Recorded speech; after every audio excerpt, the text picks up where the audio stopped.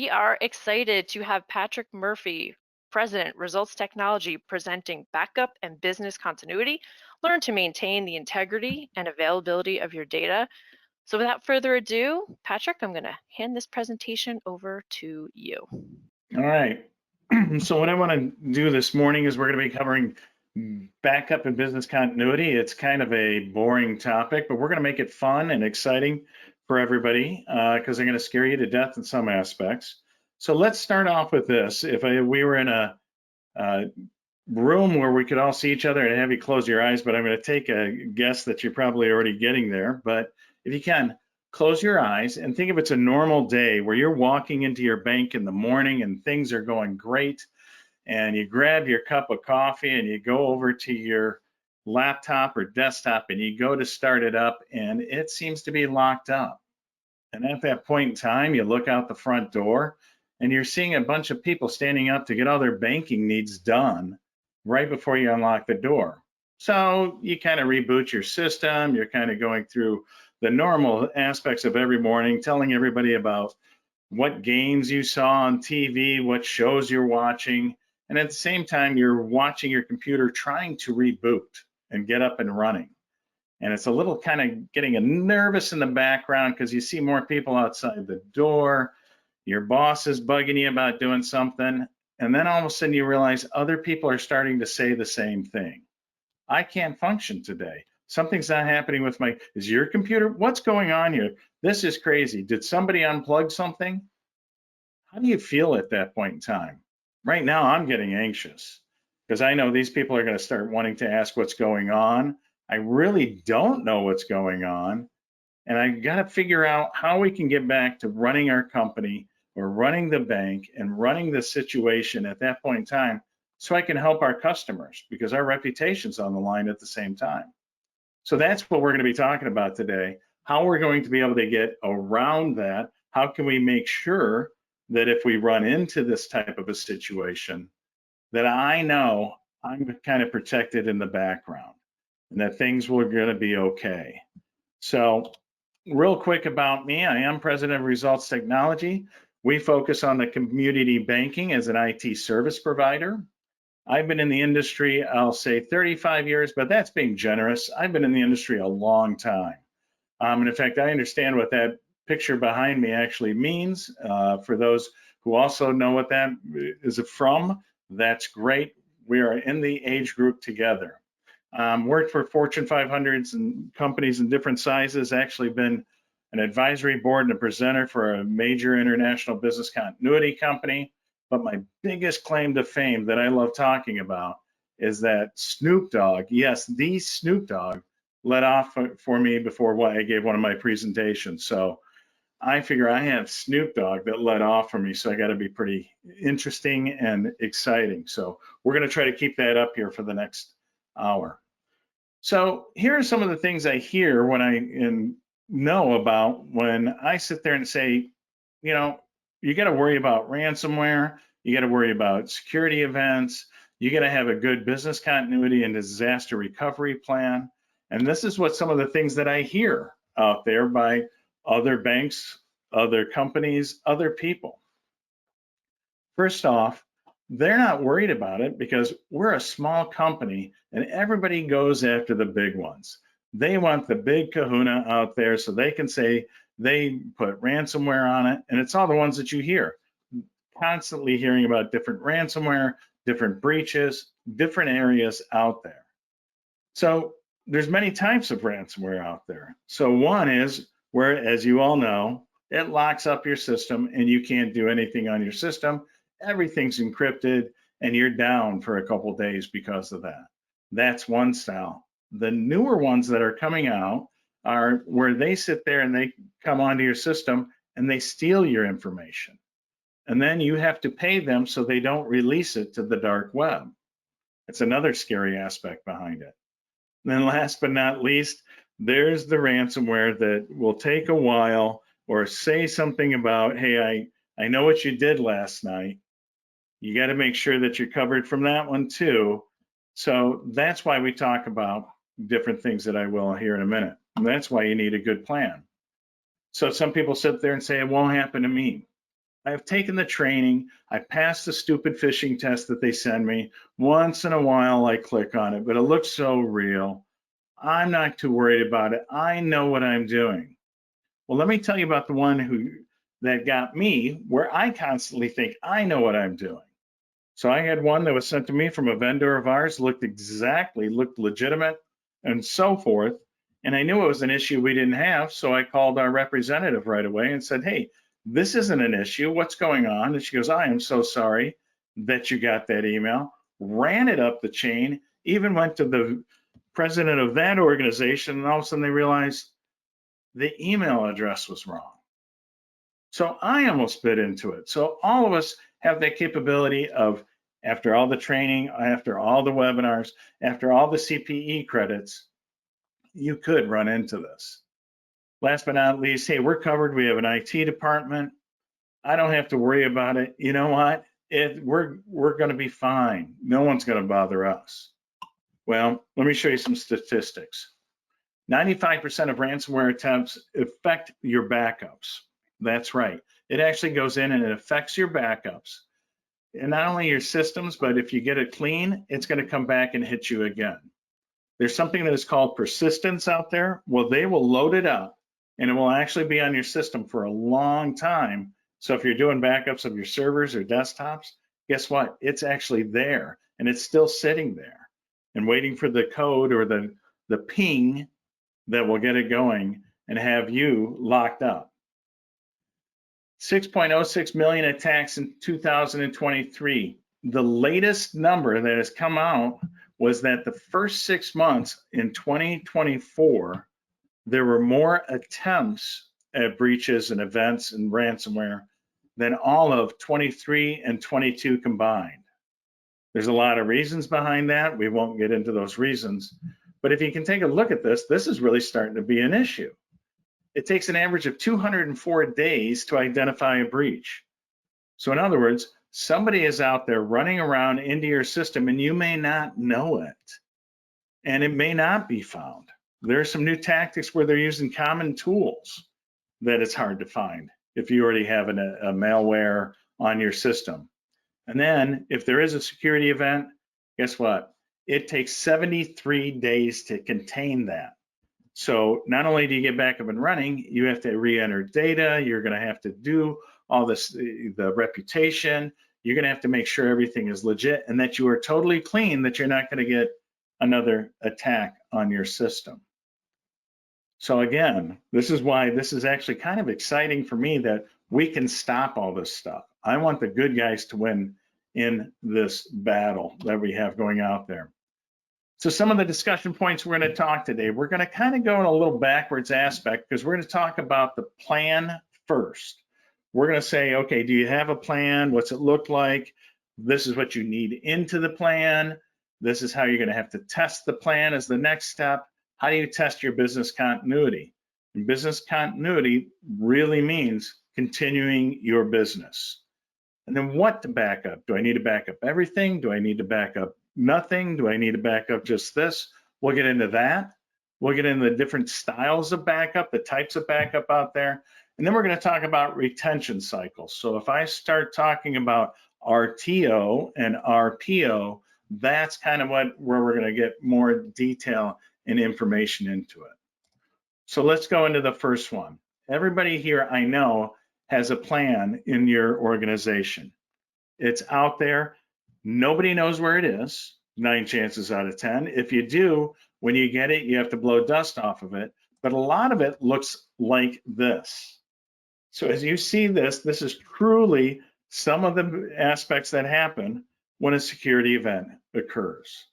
They run around going, man, we are in trouble. I don't know what's going on. I don't know what's happening. And so that's why we're going to try to dispel that today. So what should each plan have? So if you're responsible for it, take a look at it. See if it at least has this information in it. And if you're writing one, it should have this information in it. So first off is event management. Event management basically understands, is it truly a security event that has occurred? Is it something that we have to let people know about? Is it something that we have to recall an emergency event or it's happening. And then you need, how are you going to manage that? How are you going to continue your business? How are you going to recover? That's the next piece. We're going to continue by telling everybody their data was stolen and we have to get in, they have to find a new organization. That's not what you want to do, but that's what your customers are thinking as well. So how are you going to continue? How are you going to function? Because if I came in to deposit a check at your bank and you say, yeah, well, I'll just write down your account number on this piece of paper. Don't worry about it. We're good. You don't want to run into that situation. Next thing is facilities and infrastructure. If you have branches out there, how's your facility going to run? How's that branch going to run? Is my infrastructure sound? If you're on an earthquake area, you got to worry about that sound. Is it a flood area? You got to worry about, is the infrastructure going to be fine there? Where's my computer systems? Are they in the top floor? Are they in the basement? I live in a floodplain. You really have to start thinking about different things when you're writing your disaster recovery business continuity plan. Are you near railroad tracks? Why does that matter? It shouldn't matter. I don't care if I'm near railroad tracks. Well, there is a town in Ohio that is still dealing with a derailment with chemicals. Can you get into your bank, again, if there's a chemical derailment of a train, by your branch or by your main building? Are you near a federal building? Well, what's that mean? Why do you care about a federal building? They seem to get a lot of bomb threats every now and then. Or if there's protesters, or they're blocking the road to your branch or your main building. And are you in a floodplain? Are you in a tornado alley? Are you in this area? Start thinking about just not natural disasters, but what is around there. Then you're going to have to make sure that you have liquidity considerations within your disaster recovery plan. And then you have to figure out, how am I going to make sure my payment systems work? Will my core still work? Will this still work? And this is all the information that you should put in there. And it does take time to really talk through this and walk through it to make sure it works. And then, what is your testing plan that is inside there? How are you going to test it? FFIEC says you have to test it at least once a year. We suggest a little more than that, at least with other aspects. So when an examiner comes in or an auditor comes into your bank, they're going to sit there and they say, okay, this is kind of the things that I'm looking for. The reason why I'm lucky to know most of this is because we work with about 47 different banks across the country, and somebody's usually the first guinea pig of the year in January, where an examiner or an auditor comes in and we know what they're looking for the rest of the year. But they're looking for who is responsible for what? Who's responsible for the communication? Who's responsible for letting the employees know? Who's responsible of, making sure this is truly a security event? Who's responsible for letting the customers know? There's a lot of different areas there. How are you going to communicate this? Well, I'll send an email. Your system's locked up and your server's down, or your email has been breached. How are you going to send and communicate to everybody? Who needs to be there for you to continue to operate? Do you need everybody back in the branch? Do you need everybody online? Are all the software tools that we use, does all of it have to be up and running? Because that's going to take time. If you really want to see a lot of the different things that the FFIEC and the auditors are going to be looking for, there's a guidebook out there specifically about business continuity and disaster recovery plans. So we usually suggest that you look at that as well. But when you're reviewing your plan, make sure you're looking at this and thinking of it in these areas. So it's time for our first poll question. And I will ask this, and then Kira will take over. But what is the most important spend in your IT environment? Now, the good thing is there's no wrong answer. So we have business and backup and business continuity, utilizing a cloud environment, cybersecurity tools, or overall IT infrastructure management. Kira, I'll let you launch the poll. Great, thank you so much, Patrick. You should see this poll come across your screen now. And as Patrick mentioned, the question is, what is most important? What is the most important spend in your IT environment? Is it the backup and business continuity, utilizing a cloud environment, cybersecurity tools, overall IT infrastructure management? Again, I'm sure all of these are important, but which is the most important spend right now in your IT environment? And we're just going to give everybody about 30 more seconds to get their votes in. We have about 46 people attending right now, so we just want to give everybody a little bit of time. And then a quick reminder also, if you have questions throughout the presentation, let us know in that questions box. Or even if you have comments, like when Patrick says, 9 out of 10 of you might not know where your business continuity plans are. If you are that 1 out of 10, you let us know in that comment section. We will shout you out. Okay, I'm just going to give everybody about 2 more seconds again. What is the most important spend in your IT environment? Backup and business continuity, utilizing a cloud environment, cybersecurity tools, overall IT infrastructure management. And Patrick, these answers are coming in all across the board. I'm going to go ahead and close this out and share results. And as you can see, at 54%, we have overall IT infrastructure management. And then the next highest is at 26% saying cybersecurity tools. And then we have 20% saying backup and business continuity, and 0 at utilizing a cloud environment. Very interesting. See, I would have thought backup and business continuity, but no, I do. You guys are right on for every other organization and every other area that I speak to. It's right along the same lines. It's the cybersecurity tools, because that's the big thing that everyone's afraid of right now. But a big piece of that, I will say, when you do get hit, is the business continuity aspect behind it. So moving on, let's talk a little bit about the discussion point, the next discussion point, which is testing that business continuity plan. You've come out with it, you have it written down, you know what's going to happen, and most people then will put it up on a shelf and leave it sit there until they need it. And that's really not a good idea to do. Number one, you're going to have to test it. Number two, you really want to have a plan where you don't blow dust off of it when you run into a situation. So the next one is testing that thing. So when should you test? FFIEC says you need to test that annually. Now they do have some scenarios in their disaster recovery workbook, but the cool part about it is that they kind of leave it up to you. Did you test it? Did you make sure?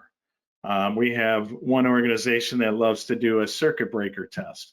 What that is, while everyone's running, they sit there and they throw the main circuit breaker, and as everyone runs around and they're like, okay, how do we make sure this keeps up and running?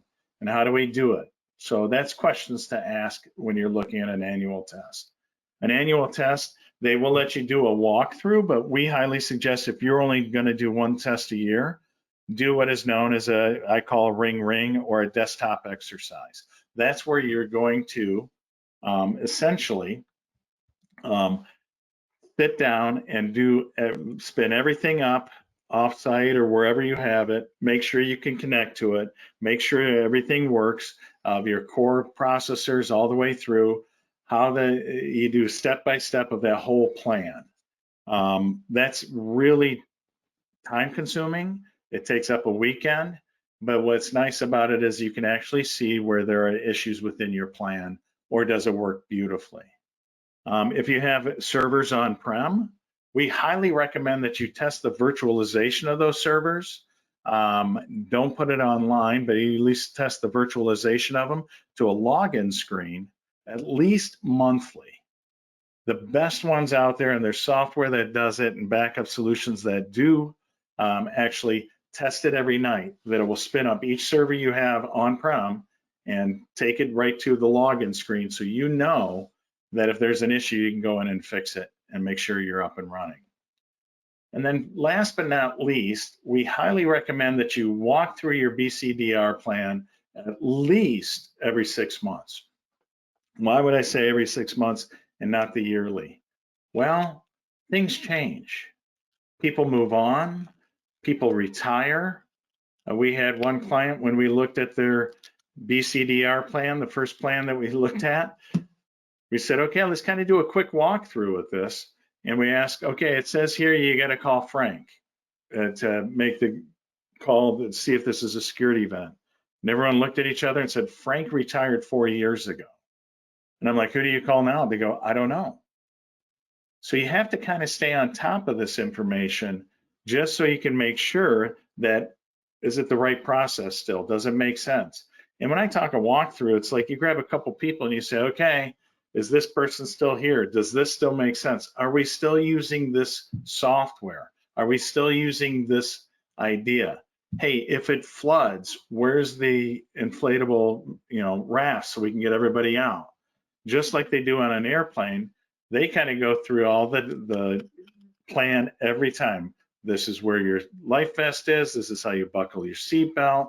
These are where the exit doors are. And you're just kind of walking through your plan that you have out there, and does it still make sense? And sometimes it changes. And it's better to make that change every 6 months than at the year when you're trying to do the full walkthrough or the desktop exercise. It's easier to do it there. So what do you test? Hey, can your servers boot up on or off network? Can you restore a file? Are the steps correct?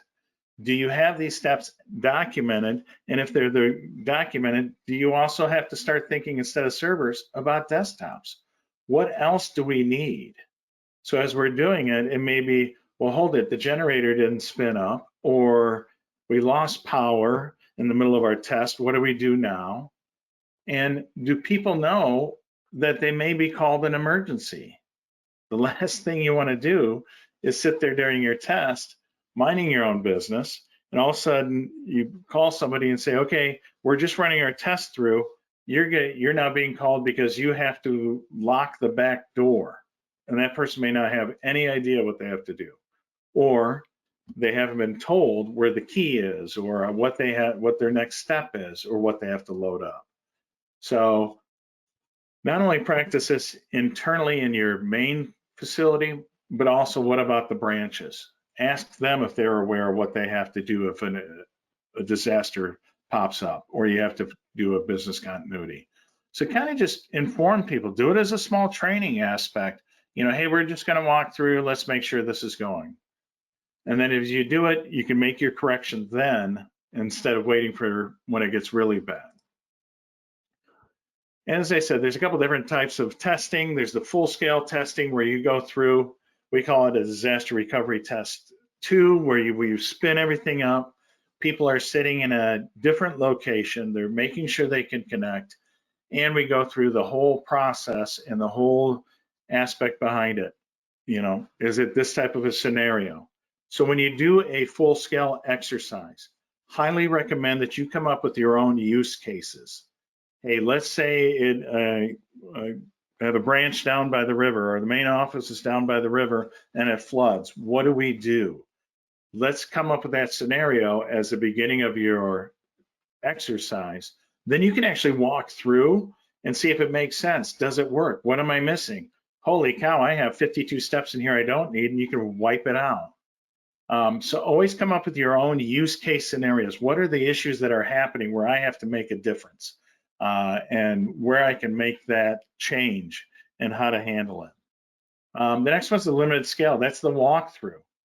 The tabletop exercise is another style. So put those in your plan. So when the examiners come in and the auditors come in, or anybody asks about it, you can sit there and say, okay, yeah, this makes sense. This is how you're testing it. You know it's going to work. And it's just like car insurance at that point in time. I am so glad I have car insurance, because I'll never get in an accident.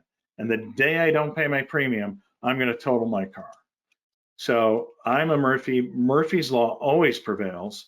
So I'm always running into it. Always have that plan and that test going, so you're up to speed, so nothing will ever happen. And the minute you kind of let it lapse, something can happen. Just like to one of our clients last month. They thought everything was fine, and somebody clicked on the wrong thing. And guess what? We ran through that plan 4 months beforehand, and it went smoothly. Knew exactly what had to happen, got them taken care of, and they were back up and running in 4 hours. So Always make sure you're doing that and testing it out. Man, I'm ahead of myself. Types of testing.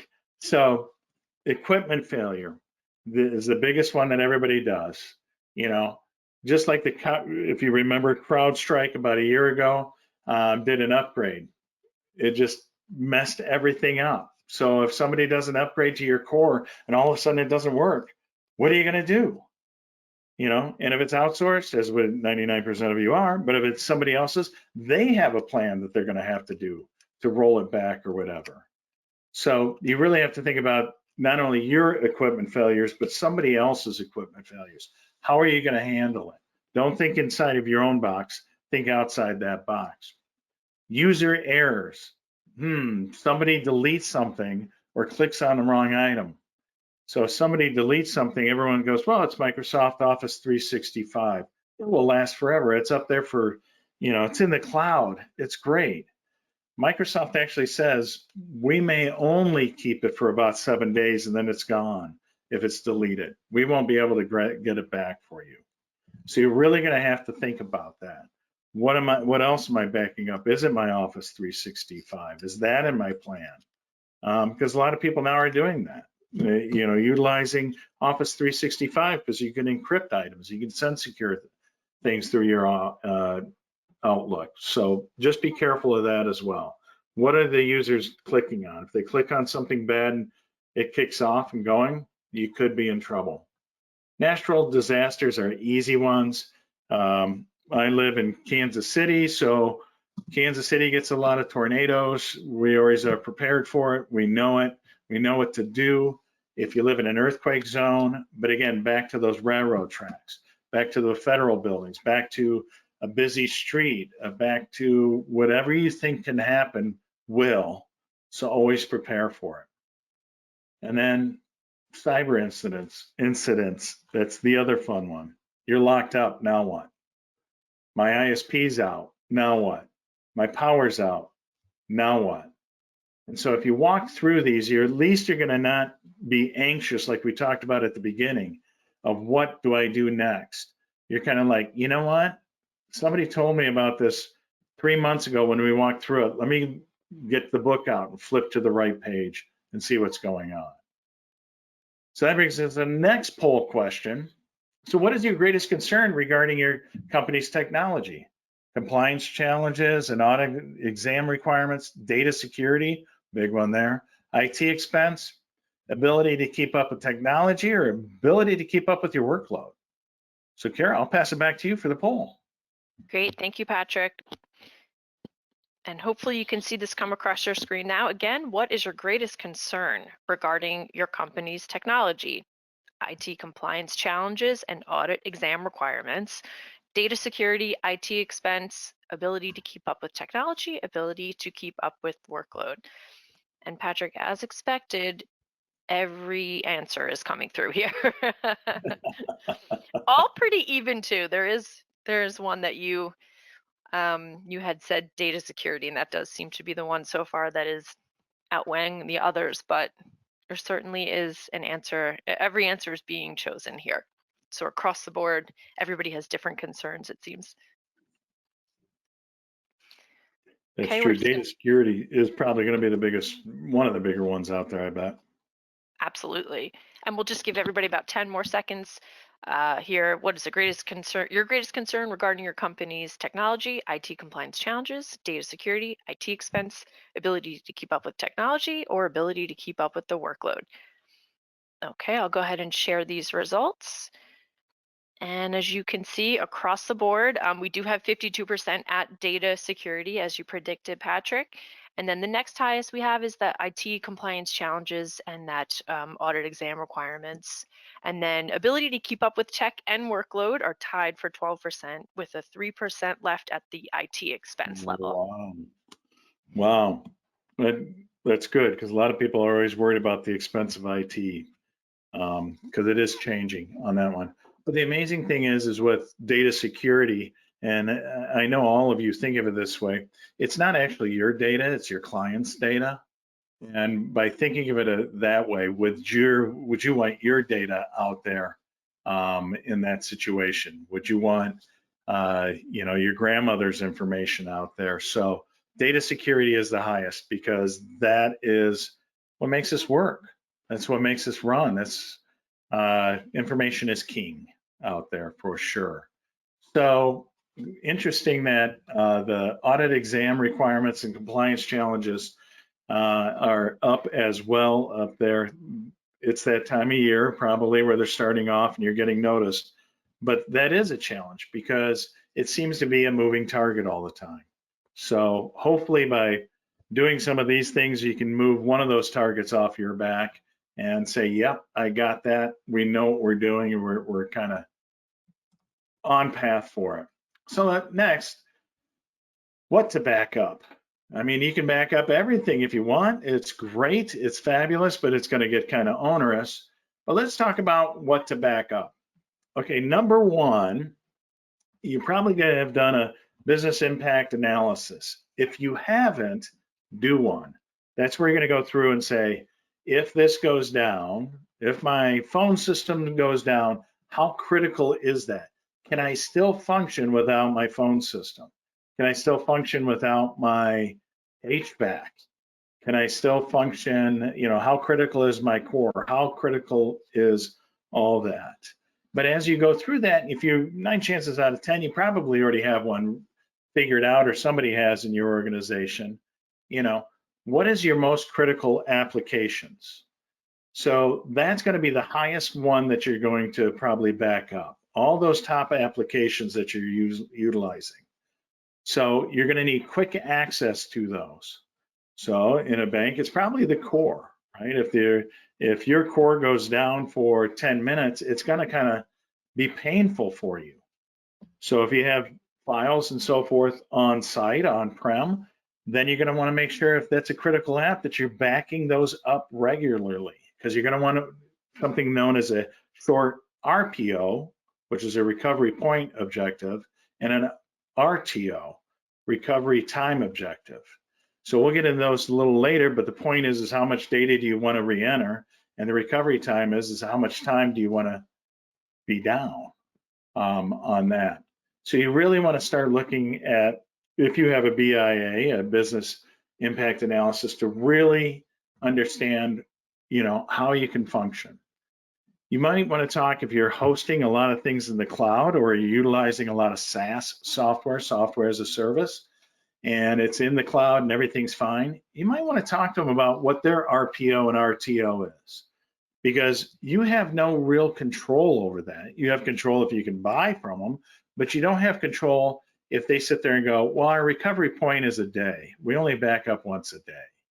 Then you're going to have to input, if you sign up 5 new clients, you're going to have to input 5 new data, that data in. All those deposits and those withdrawals and so forth, you may have to put back in. So you kind of want to look for, a 5 nines rating for all your SaaS people. 5 nines means they're up 5 nines after 99. Nobody's up forever, but you really want to make sure at least 5 nines. Everybody says 6 nines is great as well. But what is your plan if your critical app is a software as a service and you have to utilize that? It's one of your critical apps. So what is your plan? So always make sure you start at the high priority. I'm going to back this stuff up like there's no tomorrow. Then your medium priority, right? Makes sense. High, medium, and low. I bet you low is next, so you can bet money on that one. But these are your secondary applications. These are the ones that, okay, my HVAC, we can put on jackets if it's cold, or we can open the front doors if it's down. But we can I'm out of Phoenix, Arizona. It's 140 degrees on the ground. I can only do that for a short time. I can live longer with the recovery time objective. I can function a short time without that data. I can continue my business moving forward. This is whereas if you have somebody who's an intern, do you really need to bring them into the office when you're having an issue like this? Maybe not. You can have them stay at home. You don't need somebody else in the building to take up, space and time. This is where the longer RTO and longer RPO come into play. It's usually critical data, but it's not critical data. Again, it's the medium area on that one. So you really kind of want to see, okay, what makes sense in this end, and this is where your most arguments are going to be. Everyone understands what the critical points are or the critical tools are. Nobody understands where the medium tools is, because what's important to you may not be important to somebody else in another part of your organization. And then you guessed it, that's right. The lowest priority. These are going to be just like basic data files. 90% of the time, this is going to be your Word docs and everything on your desktop. Use OneDrive to back that up at least to another location. But this is, we have, scans of applications from 10 years ago. So you don't really need the apps. It's a PDF. You can pull it off.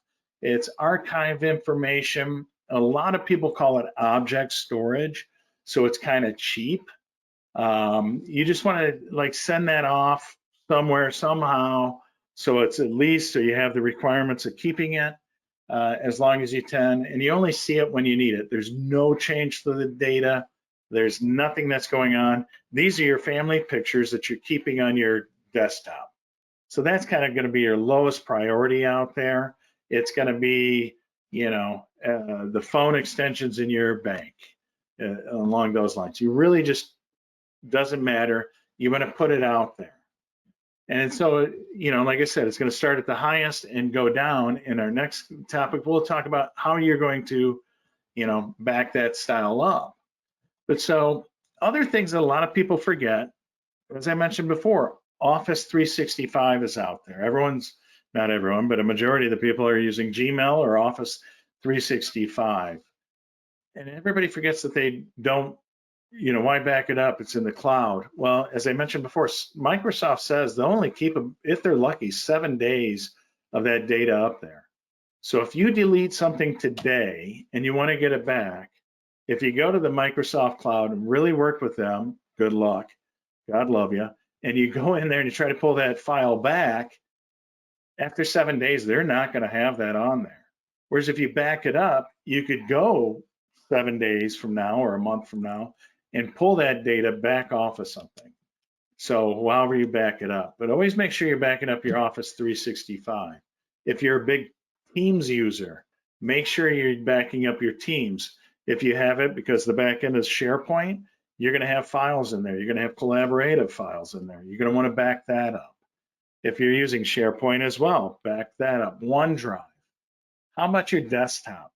How many of you have presidents of your bank, CEOs of your bank, upper management of your bank that does not put anything on OneDrive and keeps their whole world on their desktops or on their laptops?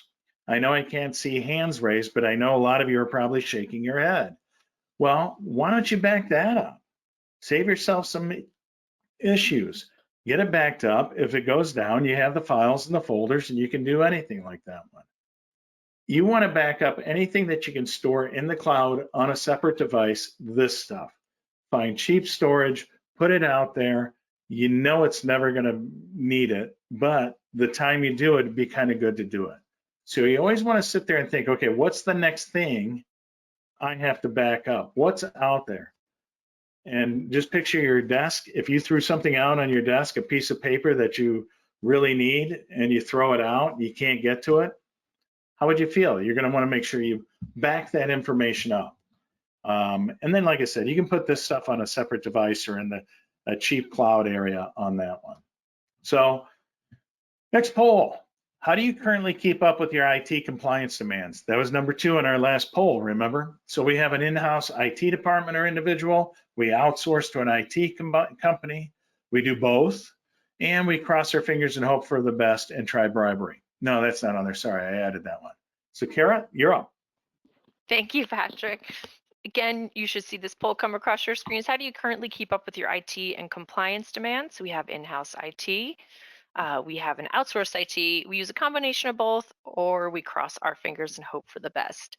And Patrick, while we're getting everybody's answers for this poll question, we did have just a quick question come in your last segment, asking if you could define what RPO and RTO is. Sure. Thank you. Sure. So we're actually going to have a slide on that, but what you need to think of right now is how much data do I want to re-enter? and that's RPO, recovery point objective. So can I live re-entering an hour's worth of data? Can I live re-entering 2 hours worth of data? And then the recovery time objective is where, how long can I be down? So your time is, I can only be down an hour. You have to design your plan around, how can I get my critical apps back up within an hour? What do I have to set up around that? And the cool part is you guys said IT expense wasn't an issue. So the quicker you need to back up, the more money it usually costs. But I'll have a slide here in the next couple sections. Perfect. Thank you, Patrick. Okay, so I will go ahead and close out this survey and share results. 61% use a combination of both, and then we have 24% have in-house IT, where 12% use an outsourced IT company, and 3% are crossing their fingers and hoping for the best. Well, good for them. Play the lottery too while you're at it. But no, that's great. At least you have somebody. So that's the best part about having, either IT internally, combination of both, outsource IT. You can always ask questions of them. Hey, listen, if something, I read where a bank in American Samoa got hit and was locked up for 2 days. Are we protected so we don't do that? And you can actually really sit there and figure out what makes the most sense for it. So you can bounce things off of them. If you're actually in charge of creating this document and making sure that it's a living document, bounce ideas off of them and utilize them as a resource. Always use your IT department. Anything you can, if it's a combination of both, outsourced, internal, they're the ones who are always reading those magazines and watching online. Who else got hacked this week? Who else had a breach this week? Where did my data go?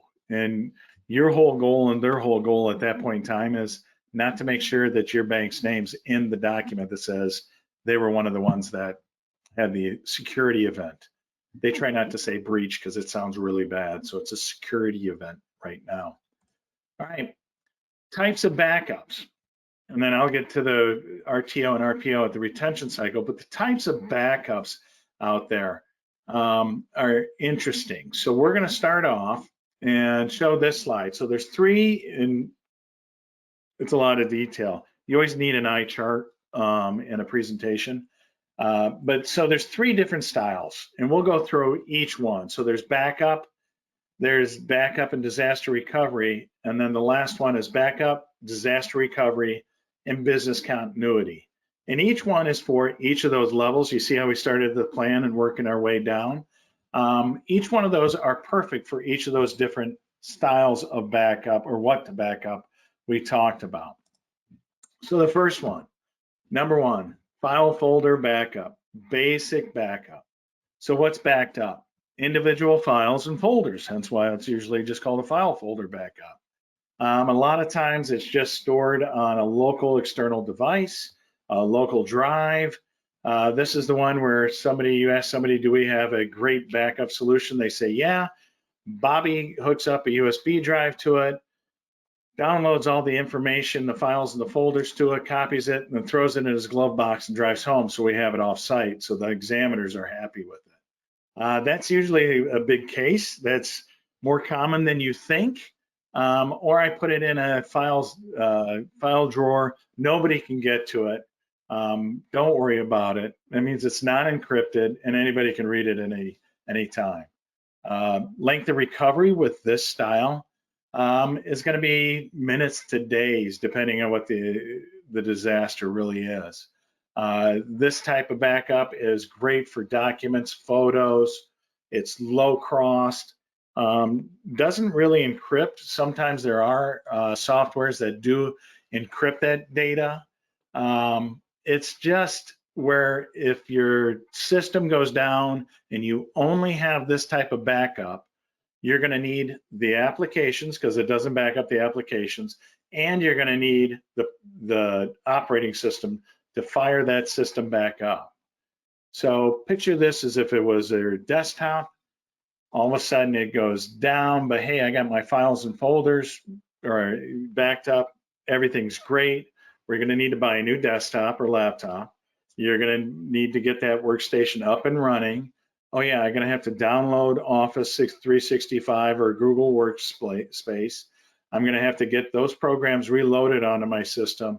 And then I'm going to have to bring all those folders and files and download all that, get that back into place. And oh yeah, nothing links like it did before, right? You've gotten a new workstation before. It's just really kind of crazy what you have to jump through to get it back to your normal aspect. But like I said, cost is low, works great for your workstations, databases, and images. If you run into a situation where you're backing up a server this way, we'll light a candle and say a prayer for you in that end. Only make sure it's the tier 3, the lowest priority that I talked about, that you want to back up there. Backup and disaster recovery. Disaster recovery is exactly what it is. It's a recovery from a disaster. Usually the software that runs this is around the servers and so forth. It can do what is called an image backup. So it's like a snapshot, a picture of what's on that server. And it depends on the software. This is affordable and manageable if you have knowledge of the software behind it.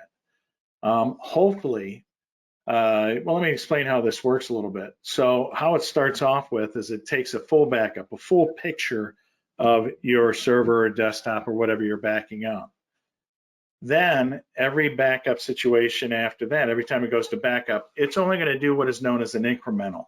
So any changes that occur, that's what it's going to back up.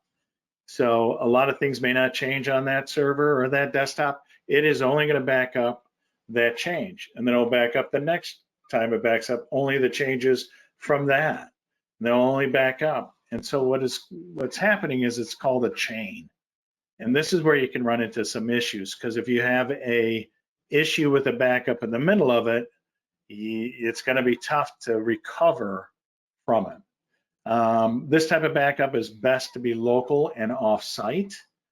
It's kind of hard to test because you have to get a system just like it to be able to test it, to load the files on there, to get it up and running, to get it, make sure it works.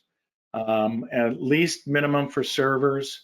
It is encrypted, possibly air gap. That means it's a way it's not on the same network. There's an area there where it's kind of safe, depending again on the group that's doing it. But you do need the knowledge of the tools to restore, or what is known as a bare metal restore.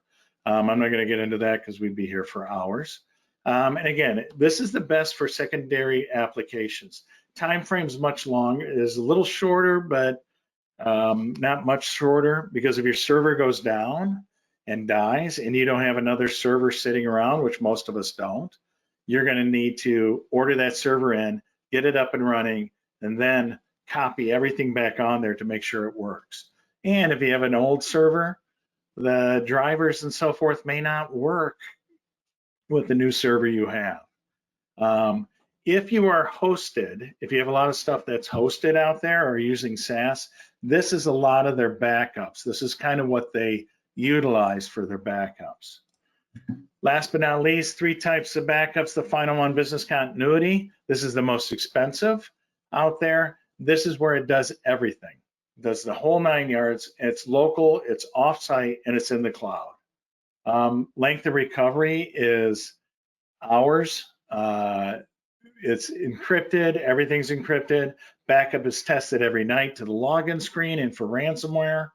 You have a local device that you can spin up and make sure you're up and running off of the local device. This is for your servers and critical applications. If you have a data center, you may hear people say that they have a cold backup, or a cold site, a warm site, and a hot site.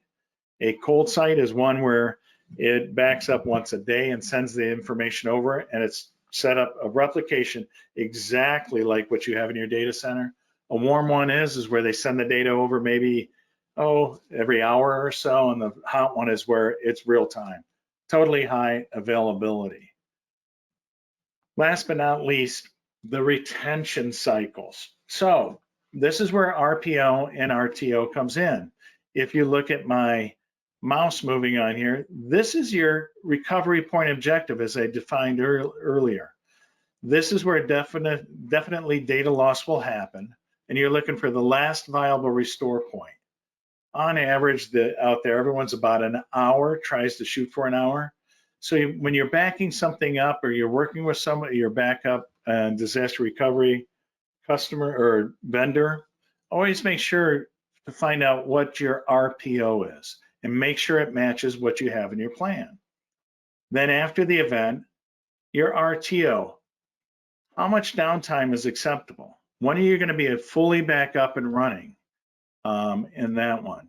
And then if you look at this even further, you got to really worry about your critical disruption point. If I'm down for 3 hours at a branch, can I survive with that? Yeah. If I'm down for 3 months at a branch, can I survive that? No.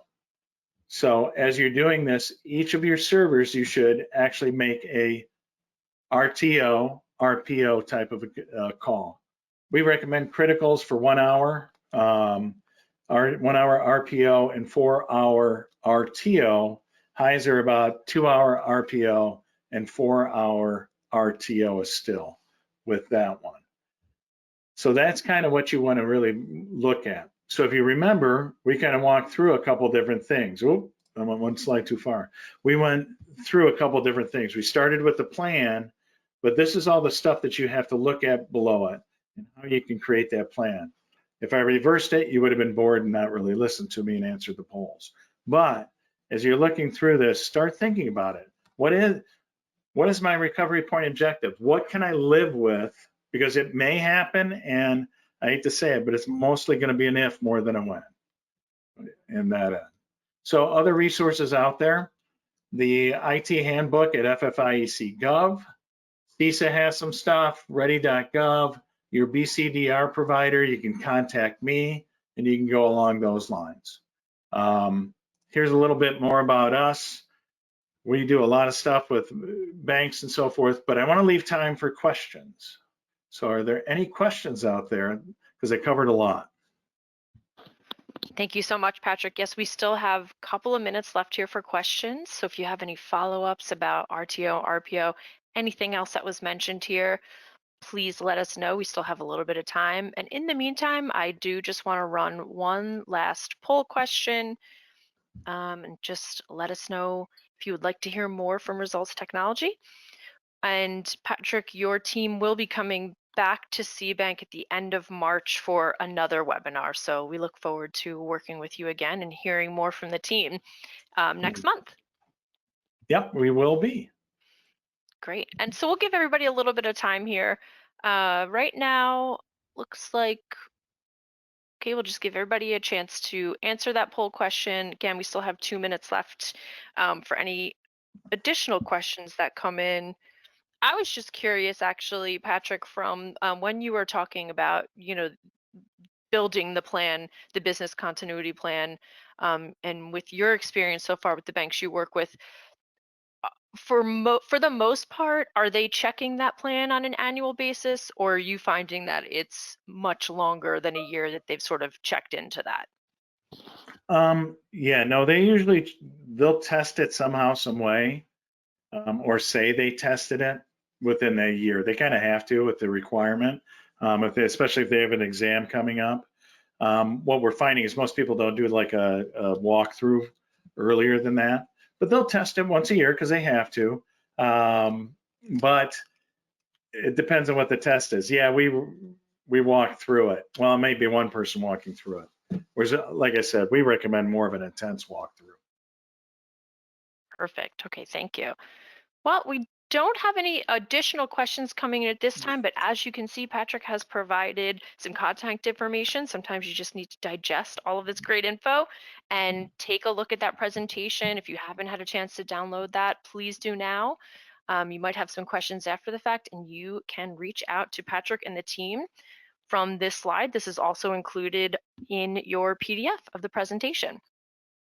I just want to say thanks to everybody for your time. Appreciate it. Great. Thank you so much, Patrick. We are right at the hour.